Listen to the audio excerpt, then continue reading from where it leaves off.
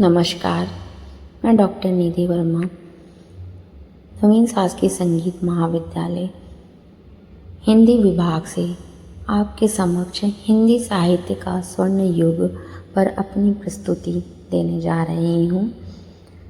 भक्ति काल के नाम से जिसे जाना जाता है, उद्भव और विकास पृष्ठभूमि एवं कालक्रम पर आपके समक्ष प्रस्तुत कर रही हूँ। उसकी ऐतिहासिक परिप्रेक्ष्य आचार्य रामचंद्र शुक्ल के अनुसार संवत 1375 से 1700 ईस्वी तक के काल को भक्ति काल कहा जाता है। राजनीतिक अस्थिरता और सांस्कृतिक संक्रमण के दौर में भक्ति आंदोलन ने समाज को एक नई दिशा दी है, जिसे हम भक्ति काल को पूर्व मध्य काल भी कहते हैं। भक्ति का भौगोलिक प्रभाव। भक्ति का उदय दक्षिण भारत में रामानंद के द्वारा उत्तर भारत तक लेकर आया गया, जहाँ यह एक विराट लोक आंदोलन बना। दक्षिण भारत से लेकर आने वाले कवि रामानंद जी हैं, जिन्होंने उत्तर भारत तक पूरा फैलाने का काम किया। फिर हम देखते हैं कि भक्ति काल का वर्गीकरण दो भागों में किया गया है, निर्गुण धारा और सगुण धारा। निर्गुण धारा उन्हें कहते हैं जो निराकार ईश्वर की उपासना, ज्ञान और प्रेम के माध्यम से परमात्मा का अनुभव करते हैं। सगुण धारा हम उन्हें कहते हैं जो ईश्वर के साकार और मानवीय अवतारों की लीलाओं का गान करते हैं, जैसे कि राम और कृष्ण। निर्गुण धारा के लोग ज्ञान के द्वारा ईश्वर की प्राप्ति को बताते हैं, जिनमें संत कवि भी आते हैं।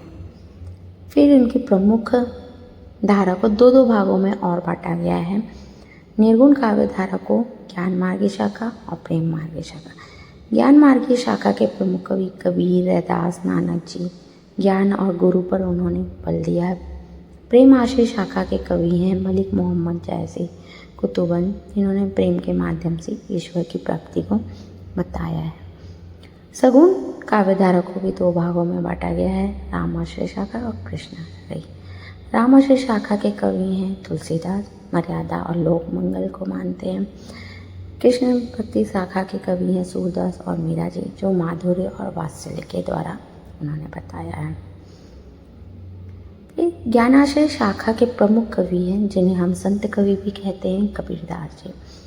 उन्होंने उस काल में बायाडंबर और कुरीतियों का कड़ा विद्रोह किया, ईश्वर के निर्गुण निराकार रूप का प्रतिपादन किया।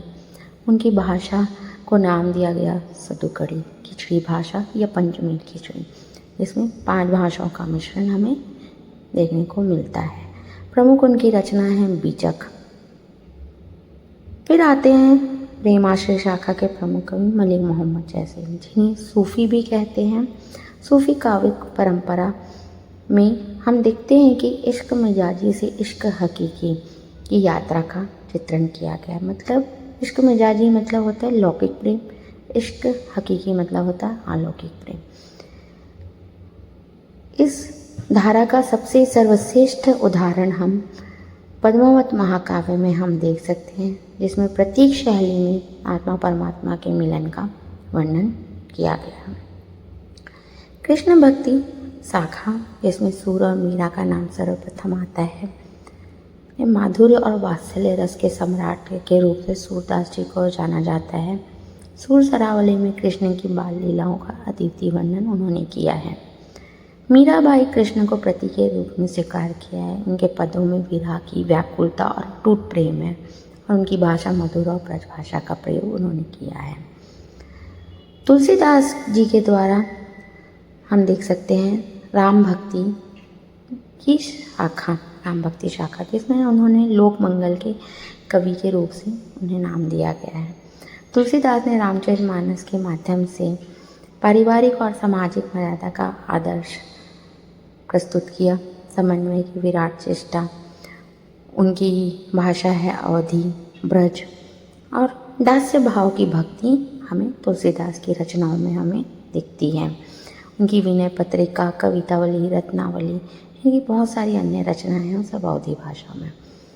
भक्ति काल की विशेषता है फिर गुरु की महत्ता। भक्ति काल के सभी गुरुओं ने ईश्वर को श्रेष्ठ माना है। अहंकार का त्याग। जब तक मनुष्य के भीतर में अहम और मैं, तब तक वह ईश्वर को प्राप्त नहीं कर सकता। नामकरण। ईश्वर के नाम का जाप कीर्तन को मोक्ष का प्रमुख साधन माना है। समता का भाव। जाति पाति और ऊंच नीच के भेदभाव को पुरजोर खंडन किया है। समानता का भाव प्रमुख है इसमें। इस प्रकार से भक्ति काल की विशेषता पूरी तरीके से हम देखते हैं तो समन्वय की भावना से ओतप्रोत है। लोक भाषा का प्रयोग इन्होंने किया है। भक्ति काल के साहित्यकारों ने पांडित्य प्रदर्शन के बजाय जनसाधारण की भाषा अवधी ब्रज और राजस्थानी को अपनाया है। इस काल का साहित्य जन जन के हृदय तक पहुंच सका। आज भी उत्तर भारत के घर घर में रामचरितमानस और कबीर की साखियाँ पढ़ी जाती है। इस काल के प्रमुख कवि और इनकी रचनाएं हैं कबीरदास की, जैसे मैंने बताया पीचक, जयसी का पद्मावतार अखड़ावट, तुलसीदास की रामचरितमानस और विनय पत्रिका, सूरदास की सूरसागर और साहित्य लहरी, मीराबाई की पदावली और राग गोविंद। भक्ति काल की फिर हम देखते हैं कि उसमें भाषा और शिल्प किस प्रकार का उन्होंने प्रयोग किया था उस काल में। ब्रज भाषा जिसे कोमलता मधुरता के कारण कृष्ण काव्य का आधार बनी।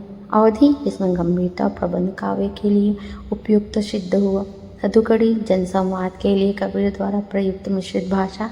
शिल्प में उन्होंने दोहा, चौपाई, पद और कवित छंदों का प्रचुर प्रयोग किया है।